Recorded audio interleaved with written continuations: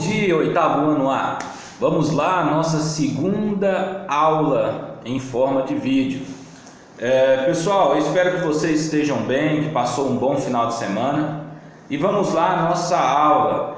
Hoje nós estamos lidando com o tema Revolução Industrial, a segunda parte. A gente fez uma análise do texto na aula anterior e agora a gente vai estar finalizando essa análise através do tópico movimento sociais, certinho, pessoal? A gente vai ter, nesse vídeo, vai ter dois momentos, certo? A gente vai estar terminando a análise desse texto, em que vocês foram passados para vocês estarem lendo, e posterior a gente vai falar sobre o mapa mental passado na aula anterior. A gente vai fazer uma interpretação dele, uma análise dele também. Pessoal, olha só, lá naquele texto de vocês, estejam com ele em mãos aí, quem puder. Quem não puder, acompanhe, que a gente vai falando aqui no vídeo. Movimentos sociais. A gente terminou o nosso vídeo justamente neste ponto aí, fazendo uma análise genérica dele. Olha só o que o texto fala. Com o advento da Revolução Industrial e a má situação do trabalhador fabril, ao longo do século XVIII e XIX, foram surgindo movimentos sociais que contestavam a estruturação da sociedade capitalista, denunciando a exploração do proletariado por parte da burguesia. Tais movimentos atingiram várias formas, indo da reivindicação por maiores direitos políticos aos trabalhadores, a proposta de revolução para pôr fim ao capitalismo e às desigualdades sociais. Acompanhe as principais manifestações contra essa situação. Cenário que a gente tem na Revolução Industrial: mudança. A gente teve o que? Mudança nessa Revolução Industrial. Uma mudança na maneira de produzir os bens materiais, certo? Mudança na maneira de produzir os objetos. Hoje fica muito claro para a gente aqui como que se produz, né? Eu vou produzir uma torre Eiffel dessa aqui, certo? Em miniatura. Eu vou estar produzindo em larga escala, né? Vai ter uma fábrica em que um faz o molde, o outro coloca numa certa máquina e sai lá a torre Eiffel. Da mesma forma acontece com o dragão medieval aqui, certo? Como que a gente vai produzir em larga escala? Tendo uma linha de produção. Não de uma forma que cada um produz o seu. Isso aqui não é um objeto artesanal, é industrial. Os livros também e tudo mais. Então teve uma mudança muito grande. Essa mudança, pessoal, veio em um momento que o trabalho era artesanal e não tinha uma linha de produção com diversas pessoas. Então houve essa mudança, é o ponto que a gente precisa estar falando aqui. E a gente tinha um sistema econômico neste período sendo implantado, sendo fortalecido, chamado capitalismo. É isso aí. O capitalismo, ele visa lucro. Produção, produção, lucro. Produção, produção e lucro. É isso aí que visa o capitalismo. E o que acontece? Com a Revolução Industrial, ela não foi preparada para entrar na vida das pessoas, certo? Não foi preparada. Ela vai acontecendo. Ela vai acontecendo, a revolução, e as coisas vão surgindo. E assim surgem os problemas. É assim que funciona. Surgiu os problemas. Como que a gente vai lidar com esse problema, então? De que maneira que vai lidar? Surgem os problemas e surge uma insatisfação popular, certo? A insatisfação popular. E começa a surgir alguns movimentos nessa Revolução Industrial, no qual a gente vai acompanhar. O texto destaca: os trabalhadores estavam insatisfeitos com a situação social em que viviam. Por quê? Porque não é como hoje, onde você tem um IPI, você tem proteção, você tem horas de trabalho corretas. O trabalhador, ele trabalha 8 horas diárias. Não era assim. Trabalhava de 12 a 18 horas de trabalho. Hoje não, você tem 8 horas de trabalho diário, você trabalha 4 horas, por exemplo, na parte da manhã, tem um intervalo de almoço de 1h30 hoje, e você volta e trabalha mais 4. Não existia isso. Nesse processo não tinha isso. Você trabalhava 18 horas quase interruptas, ou seja, não tem interrupção, sem parar, certo? Você mal comia ali. você sobrava com muito pouco para poder dormir, o trabalhador estava dormindo mal, estava vivendo mal e assim ia complicando as coisas. Certo? Então gerou insatisfação popular, com isso gera revoltas. São as revoltas que nós vamos estudar aqui no texto que foi passado para vocês. Ludismo. O que seria essa revolta? No início do século XIX, grupos de trabalhadores ingleses invadem as fábricas e destroem as máquinas, vistas por ele como culpadas pela miséria. O nome ludismo vem do suposto líder do movimento, Ned Ludd. Vários ludistas foram presos e enforcados, o que acabou dissolvendo o movimento. Pessoal, olha só, o que a gente tem aí no cenário desse ludismo? Ned Ludd, ele liderou um movimento que ia lá e destruía as máquinas, certo? Eles achavam que o responsável por tudo que eles estavam passando eram as máquinas. Então vamos destruir essas máquinas e com isso a situação vai melhorar, talvez volte o trabalho artesanal. Essa era a ideia do ludismo. Só que não deu certo. Professor, por que não deu certo? O texto deixa claro, deixa nítido para vocês. Por que não deu certo? Olha só, ludistas foram presos e enforcados. Quando você acaba no fim, sofre uma pressão dessa, vendo seus colegas sendo enforcados, sendo presos, o que acontece? Você vaza do movimento, você resolve abandoná-lo. Então isso fez com que o movimento se dissolvesse. Vamos lá, cartismo, outro movimento que surgiu. Um quebrava as máquinas. Vamos entender o cartismo. Movimento que eclodiu, ou seja, surgiu na Inglaterra, devido à organização política dos trabalhadores que faziam reivindicações trabalhistas, tais como redução de jornada de trabalho para 10 horas.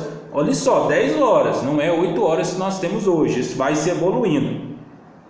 Sufrágio universal masculino, imunidade parlamentar e etc. O movimento tinha apoio de grupos da classe média e de socialistas e liberais. Em 1848, o movimento teve seu apogeu com a Carta do Povo, documento com as principais reivindicações entre ao parlamento inglês. Este movimento não obteve sucesso imediato, sendo que apenas no século XIX algumas de suas reivindicações seriam atendidas. Agora surge um movimento mais organizado. Eles queriam os direitos de cidadão para todos os homens. Homens, gente, a mulher ainda não entra no cenário das reivindicações, certo? O direito a votar, o direito a escolher as coisas, mesmo sendo analfabeto ou não. Ele queria o sufrágio universal masculino, beleza? Queria redução para 10 horas o trabalho. Claro que o movimento mais organizado não consegue assim de imediato também todas as suas reivindicações. A maioria dessas reivindicações é atendida a partir do século XIX. Isso começa o movimento no século XVIII. Esse é o cartismo. Aí a gente tem um pensamento social da igreja, outro movimento, pessoal, que o texto destaca. Vamos lá, contra os pensamentos socialistas e procurando evitar os excessos capitalistas, o Papa Leão XIII defendeu, através da encíclica Reverum Novarum, a manutenção da propriedade privada, a colaboração das classes sociais e as associações de ajuda mútua entre trabalhadores. O que acontece, pessoal? A igreja também entra nesse cenário. Por quê? Porque a igreja, durante muito tempo, principalmente o período medieval desse dragãozinho aqui, certo? A gente tem a igreja contendo poder, certo? Ela tinha muito poder. Aqui também a gente tem, o Coliseu Romano. A igreja ela teve muito poder durante todo um tempo, certo? Durante muito tempo, principalmente no período medieval dos nossos dragões, certo? Nesse período medieval aí, a gente tinha uma igreja poderosa e ela resolve interferir nessas questões, certo? O que ela cria aqui, um movimento, né, com uma carta Rerum Novarum, certo? Do Papa. O Papa solta uma carta, é um documento oficial, ele tem peso, viu? Ele tem peso, as pessoas começam a ouvir, pedindo a manutenção da propriedade privada, ou seja, cada um tem a sua propriedade, o direito a ela, certo? Sem o Estado invadir, sem ter sem ter a desconfiguração dessa propriedade, ou seja, essa propriedade pode ou não pode ser minha, certo? Outra questão também, pessoal, que ela pede a colaboração das classes sociais e associação dos trabalhadores, tendo ajuda mútua entre eles. Ou seja, a gente tem que se organizar, trabalhadores, e vamos nós resolver esses problemas que os industriais muitas das vezes não podem resolver. Esse aí é o pensamento social da igreja. Mas a gente tem outro movimento aí interessante também, além do pensamento social da igreja: socialismo utópico. Professor, esse tal desse socialismo, professor, é um movimento bom ou não? Deixo essa discussão para outra aula, mas vamos entender esse socialismo utópico. Alguns intelectuais começaram a criticar os exageros do capitalismo, como as altas jornadas e baixos salários. Porém, no socialismo utópico não havia uma proposta de ruptura com o capitalismo, mas sim uma ideia de reformas. Pensadores como Owen, Saint-Just e Fourier são os destaques desse tipo de socialismo. Owen era administrador de indústrias na Escócia e tentou melhorar as condições de operários. Diminuiu a jornada de trabalho e criando casas mais adequadas para os trabalhadores. Saint-Simon criou uma fazenda modelo administrada por intelectuais e cientistas, visando aprimoramento administrativo. Fourier criou os falanceiros, espécies de comunidade alternativa onde se recebia remuneração conforme a jornada de trabalho, sem obrigação de uma jornada fixa. Vê as ideias de se criar um mundo melhor através desse socialismo utópico.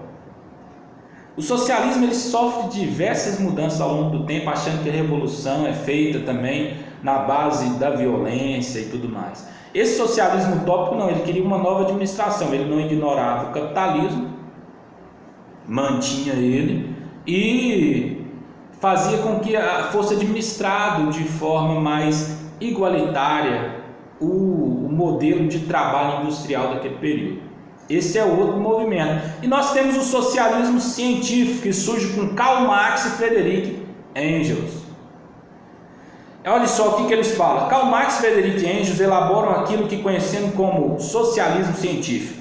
Científico, pois demandou de todo um estudo sobre as estruturas sociais históricas, que chegou àquilo que Marx chamou de motor da história: a luta de classes. Para ele, a história humana sempre apresentou uma classe que dominava e outra que era dominada. Assim, em Roma, dominavam os patrícios, enquanto os plebeus eram dominados. Na Idade Média, os nobres dominavam os camponeses. E na sociedade do século XIX, os burgueses dominavam o proletariado. Então, Marx trouxe aí uma ideia de luta de classe. Sempre havia uma questão dominante. O texto não fala aqui, pessoal, assim, de uma forma mais clara, mas assim, esse movimento socialista científico aí, ele pensa que a sociedade vinha através de uma revolução. Professor, mas qual é a crítica que o senhor tem ao socialismo? Assim, crítica positiva ou negativa? Eu tenho uma crítica negativa devido a um fator, pessoal. Primeiro que o movimento socialista, quando você estuda Marx, quando você estuda O Capital, eu até tenho o livro Capital impresso, eu não trouxe ele aqui impresso, e também tenho Manifesto Comunista, escrito por Karl Marx e Friedrich Engels, que é como se fosse o livrinho de regras deles. Então assim, eles, por exemplo, tiram a liberdade do povo. Mas como assim, professor? Porque dentro do socialismo, por exemplo, não existiria liberdade religiosa, porque você excluiria a igreja. Deus seria um problema dentro do socialismo. Por isso que eu tenho uma certa crítica, mas isso aí precisa de uma discussão mais aprofundada relacionada ao socialismo. Olha só o que o texto fala. Para os marxistas comunistas, os proletariados deveriam ter consciência de classe, ou seja, consciência de que são explorados pela burguesia, e a partir disso se organizaria para acabar com a opressão da burguesia. Para Marx, a base da exploração era propriedade privada, que deveria ser suprida. Então, ou seja, você não devia ter direito à sua propriedade privada, né? Se ela vai ser suprida. O proletariado organizado deveria fazer a revolução do proletariado. derrubando a burguesia do poder e acabando com a propriedade privada. Aconteceria então a ditadura do proletariado, socialismo, que seria a transição entre capitalismo e o comunismo. Quando chegássemos ao comunismo, não haveria mais governo ou propriedade privada, que seria o fim da história, pois não haveria mais luta de classes, certo? Então, assim, ele coloca muito dessa forma. O proletariado, o trabalhador faz a revolução, toma conta das fábricas e dali para frente não precisa mais nem de governo. Este é o movimento do socialismo científico. E o anarquismo? Pensadores como Mikhail Bakunin, a gente pode falar Bakunin, que é melhor até a pronúncia aqui, concordavam em parte com as teses de Marx, ou seja, Bakunin concordava com as teses de Marx, mas em parte, mas não aceitava qualquer tipo de governo, nem mesmo do socialismo, porque Marx achava que para chegar ao comunismo primeiro teria que ter um governo socialista. Desse modo, os anarquistas queriam destruir o capitalismo e imediatamente acabar com a propriedade privada e o governo. São também conhecidos como comunistas libertários, pois pregavam uma espécie de comunismo sem transição socialista, ou seja, já implantava direto lá o comunismo. Já implantavam direto, sem governo, sem nada, sem direção, sem nada. Ou seja, eles seriam anarquistas. Cada um fazia a sua lei, a sua maneira de pensar. Aí existia um problema muito sério, né, pessoal? Como assim, sem lei? Cada um faz o que quer. Quem disse que a minha maneira de pensar não tira a sua liberdade? Esse aí seria o anarquismo. Então são movimentos que surgiu, pessoal, durante a Revolução Industrial e que perduram até hoje. Quais foram os movimentos que nós vimos aí, de acordo com a análise do texto? Ludismo, cartismo, pensamento social da igreja, socialismo utópico, socialismo científico e anarquismo. Esses foram os movimentos que surgiram durante a Revolução Industrial, que o texto aqui cita. Certinho? Está analisado cada movimento. E a gente vai partir agora para a análise, pessoal, justamente do mapa mental que eu passei na aula anterior para vocês. Quem tiver o mapa mental aí na mão, pegue ele, certo? Coloque aí na mesinha de vocês, no sofá, na cama, do jeito que vocês estiverem, e vamos fazer uma leitura interpretativa desse mapa mental aí. Professor, mas por que o mapa mental é um instrumento bom? O que o senhor acha disso aí? Primeiro, pessoal, eu tive uma experiência muito legal. Eu comecei a implantar esse mapa mental em 2015, certo? Eu crio os meus próprios mapas mentais em sala de aula, coloco no quadro e tudo mais. Você pode criar esse mapa se você conseguir adquirir essa habilidade de criar essas ideias. Esse mapa mental não é inventado por mim, tanto que tem na internet, certo? Porque pega os pontos principais do tema que você trabalha e é mais lúdico, ou seja, você consegue ver mais aí, né? Esses pontos principais aí, vocês conseguem ver mais ele, conseguem ter uma discernição, um discernimento, quer dizer, mais lúdico. E eu tive uma experiência muito boa com uma aluna que era surda e muda, e ela conseguiu fechar uma prova minha por causa do mapa mental. Ela relatou através da intérprete dela que o mapa mental ajudou ela muito, porque ela entendeu melhor a matéria. Porque era muito difícil, eu estava ali gesticulando, falando, ela prestando atenção no movimento dos meus lábios para poder fazer a leitura, e na professora que interpretava para ela tudo aquilo através das libras. E foi muito bom o mapa mental. Então, vira e mexe, eu utilizo o mapa mental para isso, para colocar o aluno com esse novo método em que você talvez articula melhor. Em vez de um texto imenso, você tem um mapa mental que resume muita coisa. Vamos lá no mapa mental de vocês, pessoal. Revolução Industrial. Está escrito aí Revoluções Industriais. Aí tem setinhas. Vamos pegar no primeiro tópico aí, ó. Vamos pegar por pioneirismo inglês, certo? Que seria o primeiro tópico aí, porque a setinha já aponta, né? Ela vai apontando depois para a primeira Revolução Industrial. Pessoal, o pioneirismo inglês, né? A Inglaterra ela foi a pioneira, a primeira na Revolução Industrial. E por que isso aconteceu? Olhe só no mapa de vocês: acúmulo de riquezas, matéria-prima, cercamentos, concentração industrial e crescimento urbano. De uma forma geral, o mapa mental nos mostra que a Inglaterra foi pioneira justamente porque teve um acúmulo de riqueza lá, um acúmulo de capital, dinheiro. Outra questão teria a matéria-prima, que é o carvão mineral, certo? O carvão foi um da matéria-prima utilizada para movimentar a revolução industrial, né? Por causa que as máquinas necessitavam do carvão. O crescimento urbano, outro ponto aí, ou seja, aquele êxodo rural, saía da fazenda e ia para onde? Para a cidade, que é o urbano, certinho, pessoal? E vamos lá, primeira revolução industrial, isso aconteceu no século XVIII, está em parênteses aí, século XV, 3 izinhos aí, ou seja, século XVIII, isso aconteceu justamente no século XVIII.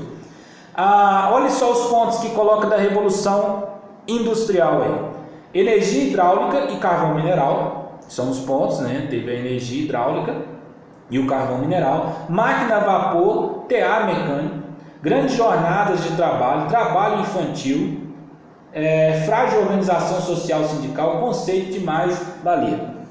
Pessoal, olha só, são alguns pontos aí que tem no mapa mental de vocês. A questão da máquina a vapor, o tear mecânico, foram máquinas que surgiram durante a Revolução Industrial e, na verdade, fez com que a Revolução tivesse essa característica de produção em larga escala. Grandes jornadas de trabalho, trabalho infantil, frágil organização social sindical, ou seja, os sindicatos não conseguiam se organizar. O sindicato é uma organização de trabalhadores, onde reuniam, faziam suas reivindicações e tudo mais. Era muito frágil isso aí.